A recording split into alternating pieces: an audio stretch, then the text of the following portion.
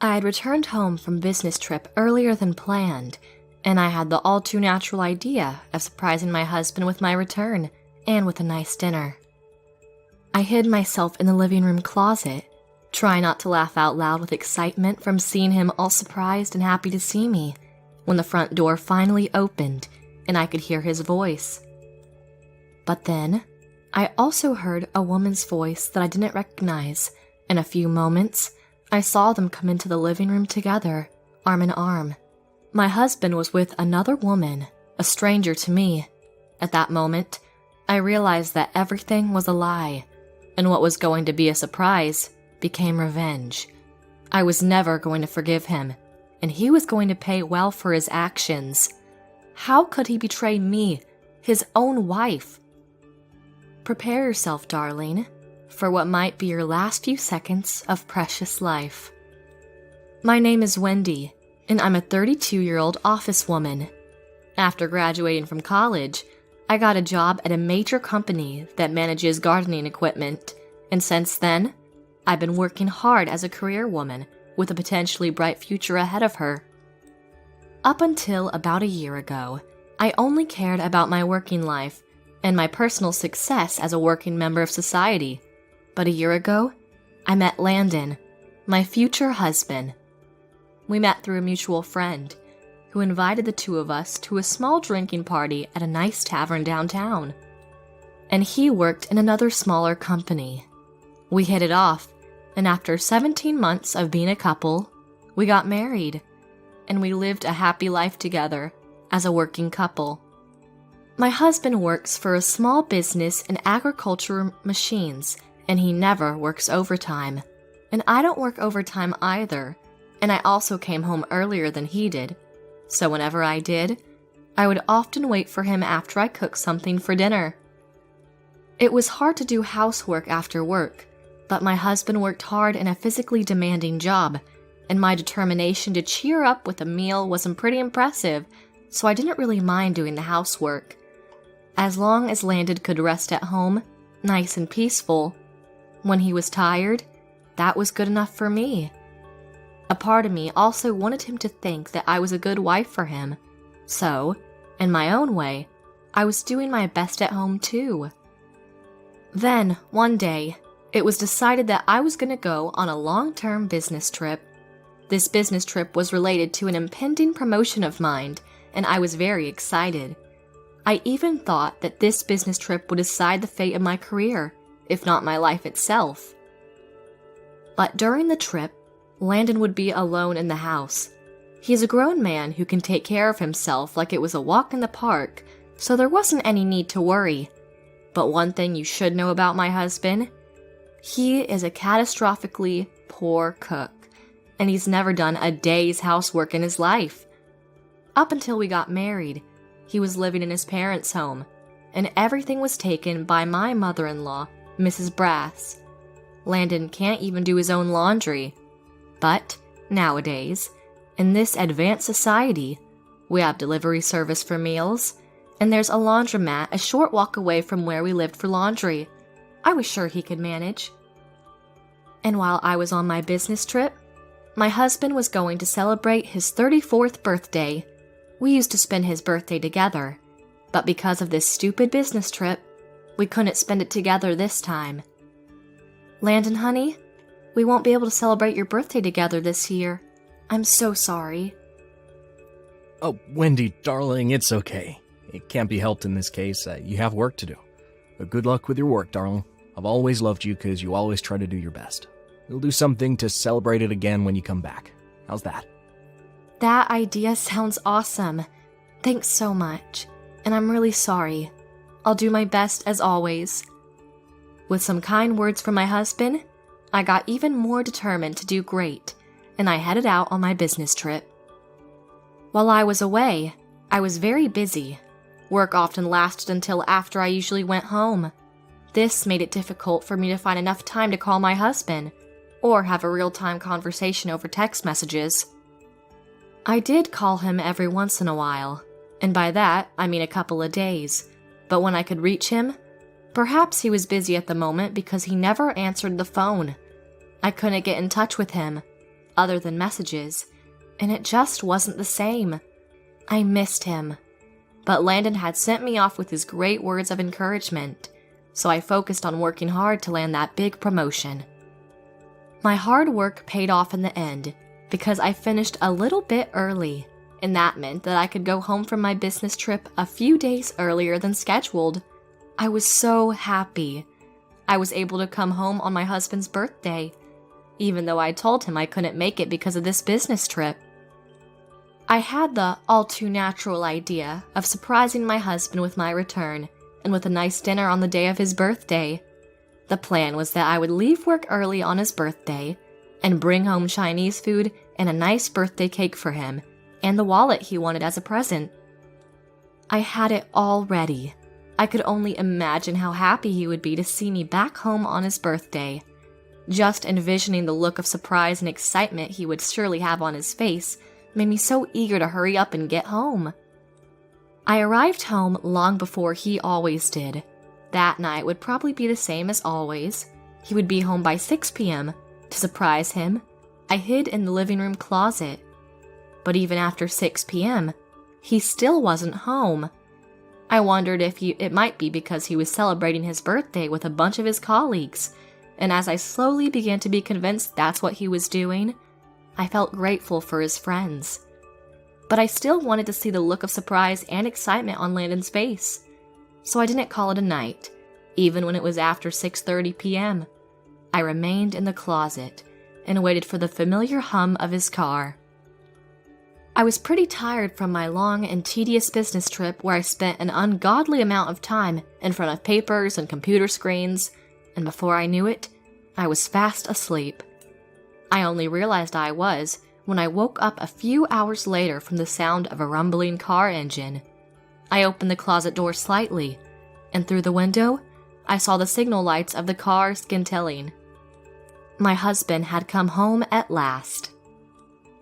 I quietly closed the closet door and waited for him for another few minutes.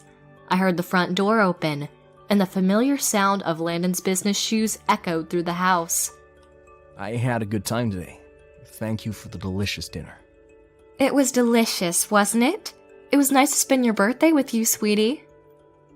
Why in the goddamn world of ignorant bliss did I hear a woman's voice? One that I didn't recognize, in any case, and that sounded suspiciously young. I was so upset, but I tried not to make a sound in the closet. Seriously, I can't believe how happy a simple business trip could make me. I feel like every day I get to spend with you, Clara, I'm undoubtedly the happiest man in the world. It's actually insane how great I feel right now. Thank you, sweetie. I love spending time with you too.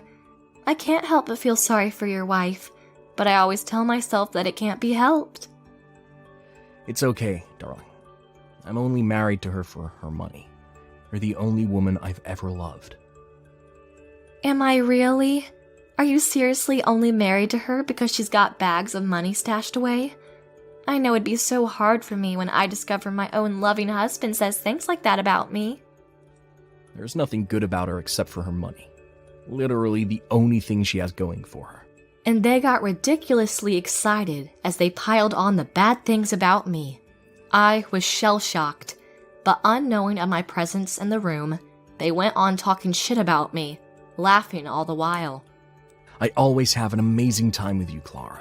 But if I imagine that I only had a relationship with that hag, it's like suffocating me. It's a real nightmare. Then you're lucky I'm here. I'll say this again. Never loved Wendy. I love you so much. And I'm gonna do what we can to be together, okay? Then, they went to take a bath. I took advantage of the opportunity and left the house quietly. Maybe the better option would have been to interrogate the two slimy traitors right then and there, but the shock at what I'd witnessed was just too overwhelming. It was extremely difficult to prevent myself from hyperventilating and screaming in sorrow. I couldn't face the reality just yet. I needed time to gather my senses first. I booked a hotel room nearby and stayed there that night. As I was trudging towards the hotel, my emotions got the better of me, and I suddenly started to cry. I sat down on a bench in a small park, ripped open the box that contained Landon's birthday cake, forced my fingers around a large clump of dessert, and stuffed it in my mouth. The cream tasted very sweet, and somehow my tears, which were streaming into my mouth at this point, added a nice little tang at the beginning of each bite. From the point of view of passerbys, I was basically a woman dressed in office uniform, stuffing a ridiculous amount of birthday cake into my mouth, crying all the while, and getting cream in every nook and cranny of my face. I definitely looked a suspicious person, but during that time of personal crisis, what people thought of me was the least of my problems, and I couldn't care less. After crying a legitimate rainstorm, my sadness towards the situation gradually transformed into anger towards my husband. I don't mean to say that he owes me something, but no one can deny I've done so much for him. I cooked for him, did the housework for him, all because he couldn't do shit around the house. And when he told me there was something he wanted, I went and actually something nice for him. I got him a birthday present that cost thousands of dollars, and he was still willing to cast me aside as an ATM machine and never accept me as the one he chose to spend the rest of his life with. Call me a money grubber, will you? Well, that doesn't come for free, my dearest. I threw the wallet I'd bought for his birthday as hard as I could into a nearby trash can. You've got some nerve to cheat on your wife while she's away on a business trip, my dearest, I muttered to myself as I left the park. On the way to the hotel, I decided to get a divorce, but I knew he would only be pleased if I divorced my husband. I decided to really make him suffer for his crimes before divorcing him. For a while thereafter, I continued to stay at the hotel. I was supposed to go back home next week, so until then, I can't go home. But I did actually stop by my house on the way, and the fact that I found Landon's car was strange. Very strange indeed. At this time of night, he's supposed to be at work still. I called his company posing as a client and asked the receptionist at the other end of the phone, "Excuse me, is Mr. Landon Brass present at this hour?" I'm sorry, ma'am, but it seems Mr. Brass has taken a vacation for about a week. Oh, is that so? Thank you for telling me. So my husband is on vacation for a week. That led me to wonder if the woman whom he was having an affair with worked for the same company. I checked. Well then, is there someone by the name of Clara? I'm so sorry, ma'am. It seems Miss McIntyre is also on vacation for about a week. Is there anything you need to inform us about? If it's urgent, I can put someone else on the phone to assist you. No, it's not urgent. Thank you so much. Have a nice day, sir. After I said that, I hung up. I found out that my husband was having an affair with one of his coworkers. I was so sick of his stupid bullshit, I wanted to throw up. I couldn't comprehend the fact that I used to love Landon Brass. Now, I feel nothing but contempt, disgust, and fury. I stayed out of the house for a while, checking on them both from a distance. After perhaps an hour or so, I saw them having inappropriate physical contact as they exited the house. They got into Landon's car and drove off somewhere. They were each carrying a large suitcase, so naturally, I assumed the two snakes were going on a trip, taking an entire week off from work just to go on a vacation of adultery. What a couple of carefree jellyfishes.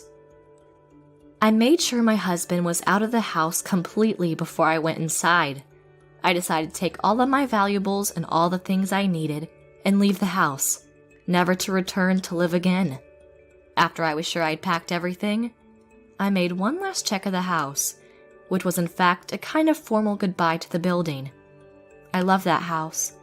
It was perfect for both of us to have a nice and peaceful time to rest after a hard day's work, and the backyard was absolutely beautiful.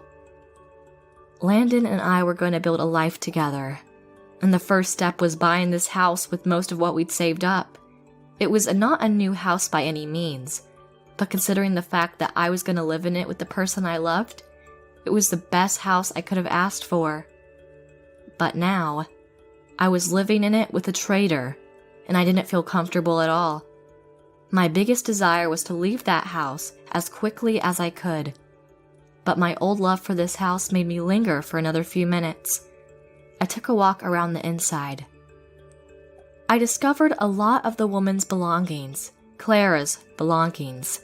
I became positive that while I was away on my business trip, they were indeed planning on living together in their cheesy, unfaithful excuse of passion.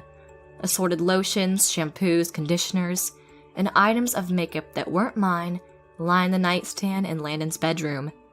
His closet lodged her clothes, anything ranging from casual jeans and sweaters to beautiful dresses to inappropriately tiny blouses. The room had a fruity smell to it, and I later found out why.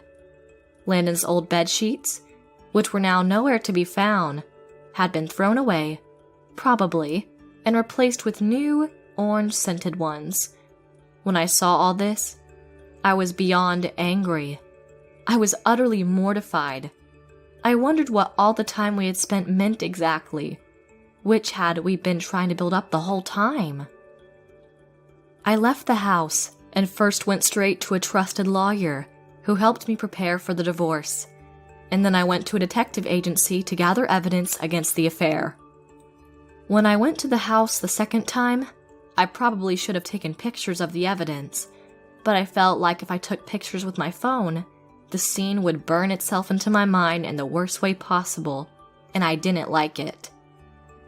Additionally, I couldn't stay in the hotel forever, so I rented an apartment that could accommodate a tenant for a month at a time. That's where I put all the stuff I'd packed and taken away with me when I left the house. I had to find a new, bigger, better place to live. By this time, I had already made up my mind on getting a divorce, and nothing was going to change my mind. I no longer had any love for Landon Brass, and he was dead to me. But something told me it wasn't enough. Of all the pain he had caused me, I have to pay him back with pain tenfold. Otherwise, my gut would never be satisfied, nor would it ever forgive me for backing out.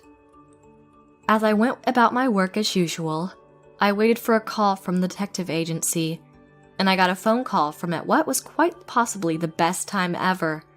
They said they had accumulated enough evidence, which was excellent news. I asked them to keep that evidence in a secure place while I went back to my husband's house. There was a car parked outside, so I knew he must have returned from his trip of adultery. After I confirmed he was inside the house, I headed to the cake shop and bought a cake before I went back to my husband's house. I unlocked the door and I quietly entered the building.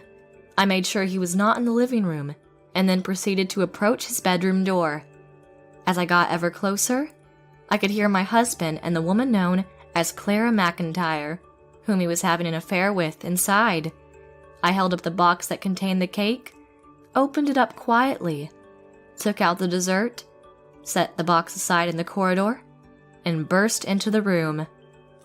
"Happy birthday to you! Happy birthday to you!" My voice startled them both, and their faces expressed the purest shock I'd ever seen.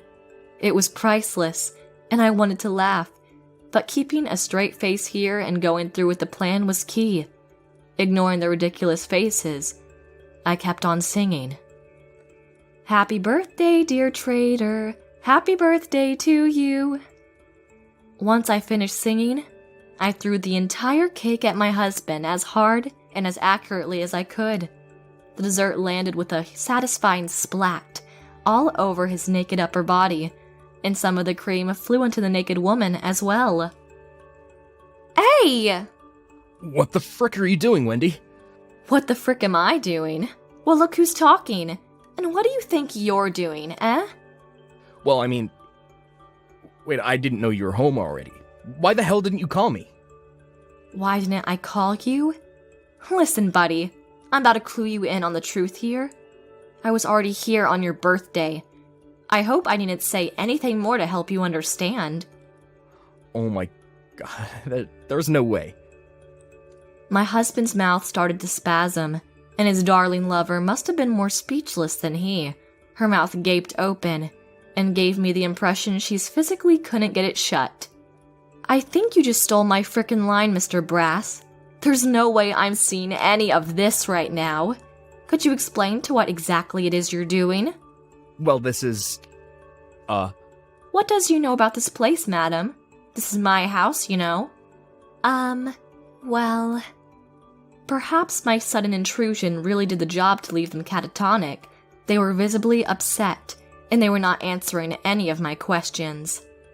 I'm only a money grubber after all, and this lady is the only one you love, right? Well, I have just the remedy for that. From now on, you will pay me back all the money that you stole from me. I'm going to demand alimony from you, and you better pay me back every single penny you owe me. No sooner had I uttered the word alimony than my husband gasped, and then I looked at the woman whom he was having an affair with. She was shaking. Well, don't just stay there where you are in that uncomfortable position. Get down on the floor, on your knees. I'm sure you'll feel a lot better that way. The moment I told her so, they both rushed off the bed, kneeled before me, and bowed their heads towards the floor. I'm sorry, I was having a little bit of fun with her. Since you were away working, I missed you, and the loneliness was getting to me. Yes, that's all true. I have a husband myself, but he never pays any attention to me, and I was in desperate need of someone who appreciated my company. Exactly, and we were actually talking about ending things right when you barged in, Wendy. We were just saying goodbye to each other. Yes, we were. We both agreed it wasn't good for the ones we chose to marry originally. We literally just broke up, Wendy. Cheaters, liars, backstabbing traitors. I'm pretty sure all of these things describe the same two people. Let's see who can guess the right answer. I heard you two outside earlier, loud and clear. Bullshit, you were talking about ending things. What you were really talking about was taking a 2-week trip to Japan next. You've got to be kidding me. How did two people stoop to such low humanity, damn it? That's what I said, and both he and the woman went deathly pale, indicating I'd hit the nail on the head. You guys are such assholes. I already mentioned I heard you guys talking shit about me the night of this bastard's birthday. With me having this much knowledge about what you think about my frickin' existence, you really think I'm gonna whatever horseshit excuse your bird brains come up with? I'm sorry. I admit that I cheated on you, and I deeply apologize. I hope you can forgive me. Just because you act all responsible and innocent right now, doesn't mean you're any closer to being forgiven. I'm sorry, I really am. I really do believe that what I did was wrong. Divorce me. Now. Please don't say such things, Wendy. Really, it was just for fun. Ma'am, on behalf of Landon, I'm begging you, don't divorce him. Please. The name's Clara, right? Who are you to talk to on behalf of Landon Brass? Don't you dare forget that you're eligible for paying me alimony too, eh? But I was just having an affair. It's not like we were married, Landon and I. I don't think the law states that you can demand alimony from me because it was just fun and games. I don't believe this. Tell me what exactly is your IQ score? I'm just dying to know. Of course I can legally demand alimony from you. You knew the man whom you were with was married to another woman, and yet you went on with the affair, hoping to get something nice out of it. Newsflash, lady. Nothing nice comes out of unfaithfulness. I was so stunned that this woman was pretty much claiming that the sun was basically the world's largest pizza in the entire state of Mexico. I couldn't believe I'd lost my actual husband to a woman with zero common sense. I want a divorce. I've already hired a lawyer, so if you want to know more about the demands, you'll hear about it from him. I've also been to the detective agency, and they acquired a lot of solid evidence of your stupid affair. If you're thinking of uttering excuses to get yourself out of this, don't frickin' bother. It doesn't make any sense, for one thing. And second, you'd be digging your own grave. You can't be serious. I don't want a divorce. I don't want a divorce. You even said you didn't want to talk to me. Being around me was enough to get you disgusted enough to want to run the frick away from this place. I don't know how you expect us to live with ourselves as a married couple. Now, that the relationship is ruined. Oh wait, of course, I'm the money grubber, so you literally need me in order to survive, right? No, that's not it. Oh, darling, it's a shame, because this year, I actually got you that luxury brand wallet you've been wanting for quite some time. I had it, ready for you, and I was gonna give it to you. Now, it's in the trash. No, there's no way you... Maybe you should have stayed true to yourself. Goodbye. That's all I had to say, and I left them with their grief and shame alone in the house. Thereafter, Mr. Brass tried calling me a few times, but I ignored them all. I left everything to my lawyer. Mr. Brass was later fired from his job. Perhaps the fact that I went to the company where he and the woman whom he was having an affair with worked, and gave them an official letter from the detective agency that contained the evidence of their adultery. Nowadays, it isn't uncommon anymore to hear about people that cheated on their husbands or wives, and it's pretty much common knowledge right now that anyone who does engage in such crimes against humanity will lose credibility in the company and in life in general. How in the world did Mr. Brass and Miss McIntyre not know anything about that? Mr. Brass was so dependent on me for living expenses, so I wouldn't be surprised if he never saved a penny. Now that he was fired, he pleaded to me through my lawyer to let him pay the alimony and monthly installments. I agreed, as long as he paid me in full. As for Miss McIntyre, she was fired from her job and was left without any money. Mr. McIntyre found out about the affair. I believe he's also demanding alimony. She tried to turn to Mr. Brass for help, but found no luck with him, as he didn't have any savings whatsoever and was now working part-time. She decided she couldn't rely on him, and thus she betrayed him and replaced him with a man who seemed to be loaded with money. But that man turned out to be quite formidable because he didn't even work, and even though he's neck-deep in debt, he never failed to waste his money on stupid things like gambling and marijuana. Knowing that neither Mr. Brass nor Miss McIntyre are living happy lives after their affair was exposed makes me feel somewhat relieved. The irony is that now I know full well it's not good to take pleasure in other people's unhappiness. I got a big promotion after that long business trip I took, and I was praised as the first woman in the company's history to be promoted to that position at such a young age, 32. There are junior staff who admire me because of this achievement, and makes me subconsciously put more time and effort into my work. It's a very good thing I love my work, and now I've set myself a new challenge: to be a good boss who sets a good example for my subordinates, to be a trusted employee of the company and contribute to bringing it to greatness, and to acquire what is needed to be promoted even further up in the ranks of the enterprise. Wish me luck, everyone!